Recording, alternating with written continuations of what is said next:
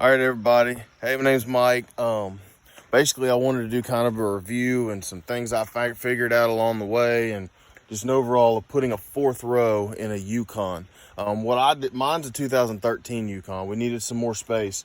I know this. I think 07 to 014 of these is all the same, or I think most Escalades and Suburbans of that same year are about the same, but don't let me testify that. They have a couple different inches here. The floor pan may be a little different. The stuff underneath could figure different. I don't know.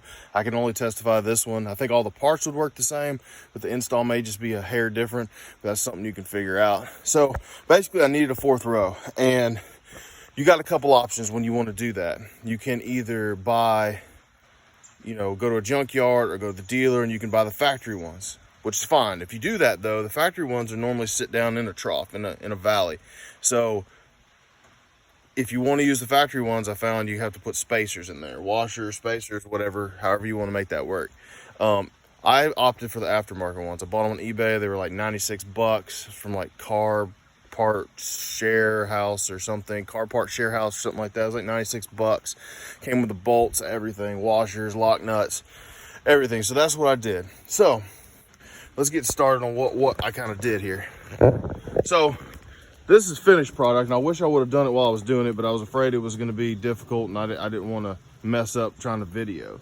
So this is fourth row in a Yukon. These seats I actually got from a junkyard that came out of an Escalade. The color is just, a hair off. So depending on the year, depending on if you got a Suburban, a Yukon, or a Escalade, it may be a hair different. You just have to see.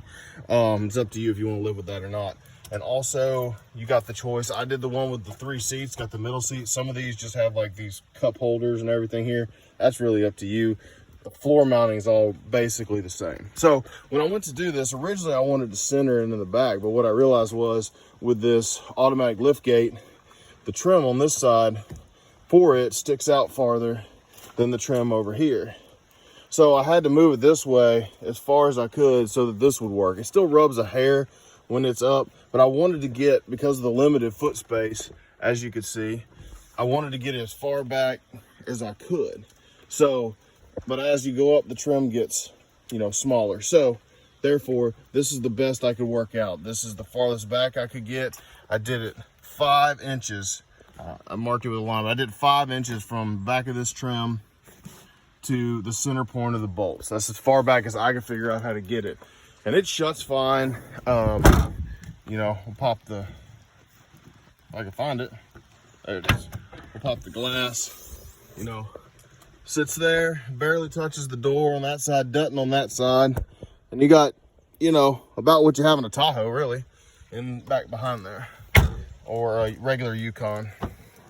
So, like I said, seats out of a used Escalade. All the functions work.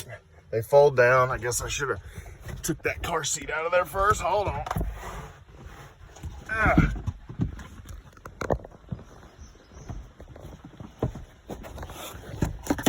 All right, they fold down, and then you release this, they pop up, just like your third row would. So here's what I got. All these seats are pretty much the same underneath. These are the aftermarket brackets. Like I said, they come with the bolts and everything. The center front one, both seats share that one. It's larger. Once you really get this laid out, it's not terribly difficult. What I did find, just a little tip, I got them all in place and I couldn't get them to snap down all the way, and I couldn't figure it out. And on one side over on here, I cut the carpet, and it helped a little bit, but not really enough. So what I found is this floor is not flat. There's corrugations in it. And so on some of these, more than others, I basically had to take a hammer and kind of make a little bit of a dip. Even though these were raised, they weren't quite enough for me anyway. That may not be the same on yours, I don't know. So that's what I had to do, was knock them down just a little bit. So yeah, I drew a straight line. That was the back of the bracket, marked the centers, laid them out, and then I drilled. For the most part, it's really no big deal. But for a couple, like you'll see this one, how the nut is on top where the rest of these, the bolts on top. I had to feed it the other way because I couldn't get into it. This one specifically, and I'll show you later, was in one of the channels of the frame, so I had to drill a hole and then get up in there. It was a little bit of a pain. But all in all, this took, you need 2 people. A drill bit, socket, impact, however you want to do that. I found that an impact gun sucked them down too quickly, and then I kept having to readjust, so I ended up doing them by hand. It took a little tweaking here or there, but it wasn't terrible. So let that pop back into place, fold this up, and we'll go underneath. So underneath here, once again, this is a Yukon XL. I don't know about Suburbans, and I don't know about the Escalades. First thing is you're gonna have to drop this spare tire. It's in the way of a bunch of them. And I'll try to show you this the best they can, but when I was finished with this, I flex sealed all the nuts and bolts on the underside just to make sure, you know, we didn't have any leakage. So for the most part, you know, they line up here. This is where I had to knock the floor down a little bit to get it to latch. Here's one I was referring to where it was in the frame rail of the, not frame rail, but the body track here of the, so I had to drill a hole big enough to get the socket down in there, and that's one that I bolted the opposite way. Other than that, they're pretty much all the same. You know, they're, once you drop the spare tire, they're all pretty much easy to get to, other than a couple outside bolts. So here on this side up front, you got to get up under there, and it's really, there's plenty of space. I don't know if you can see, there's the bolts. This one really wasn't that big of a deal. There's still plenty of space, really, in my opinion.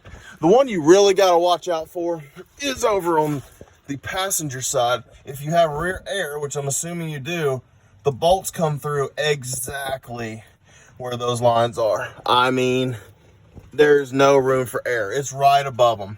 And those are very, very difficult to get to. And for both of these sets, what I really did or figured out, and it worked, you may have a different idea, I took a piece of flat metal, sheet metal, whatever you got. Maybe if you could get wood that's thin enough, I don't know. But I took a piece of sheet metal and I slid it up over those lines in between the floor and those lines, and over the whatever that control box is in the back, and over that, and in between that and the floor. That way when I drilled through, I hit the metal and not the lines. But other than that, it was pretty easy.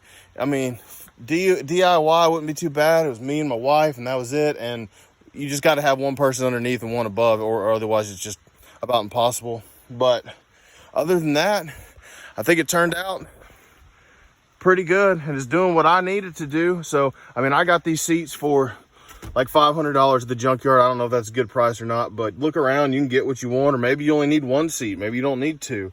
But we like it, and if we're not using it, fold it down, set stuff on the back of the seats, whatever you need to do. So hope you enjoy, hope it helps. Thanks.